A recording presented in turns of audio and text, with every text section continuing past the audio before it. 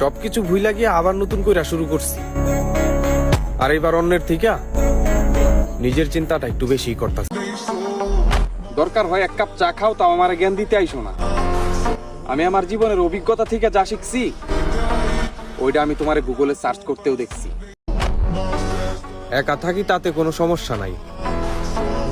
আর একটা কথা ভাবতে আমার খুব ভাল লাগে রে ভাই, কোনো স্বার্থপর বেঈমানের সাথে সম্পর্ক নাই। আমরা ছেলে, আমাদের সাফল্যের পেছনে মা ছাড়া দ্বিতীয় কোনো নারী থাকে না।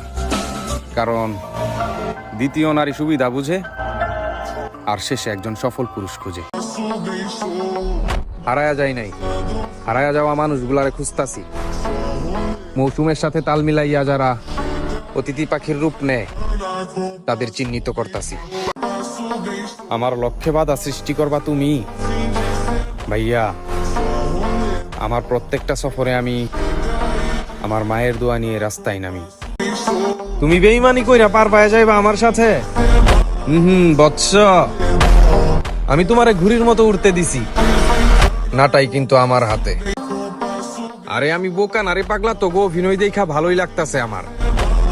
আর চুপাসি কারণ আমার জানার খুব দরকার আসলে তোগো কার ভিতরে বিচরণ করে কোন ধরনের ক্যারেক্টার। আই রে সোনালি, কত রং দেখাইলি, আমারে জান কইয়া অন্যজন রে মন দিলি। হারায়া যায় নাই, নিজেরে গোপন রাখছি। আর হিসাবটা বুঝাই দিমু আবার যেই দিন ভয়ঙ্কর রূপে ফিরে আসমু আবার। পারলে মেকআপ ছাড়া বাহিরে আই, আমিও দেখি আমার কোন বন্ধুরা তরে দেখা কেরাস খায়।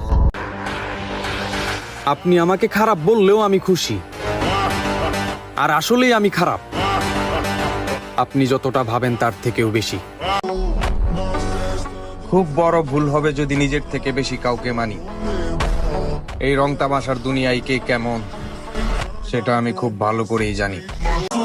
আমি নরম থাকি তাই সবাই গরম দেখায়, আর শত্রুরাও আমার পেছন ছাড়ে না।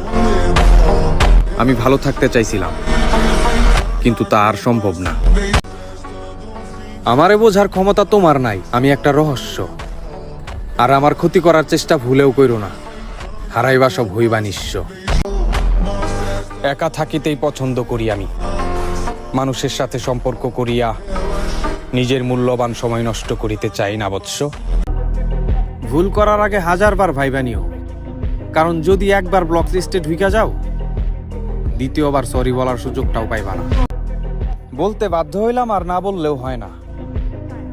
আসলে আমার ভালো থাকার জন্য কোনো বালিকার প্রয়োজন হয় না।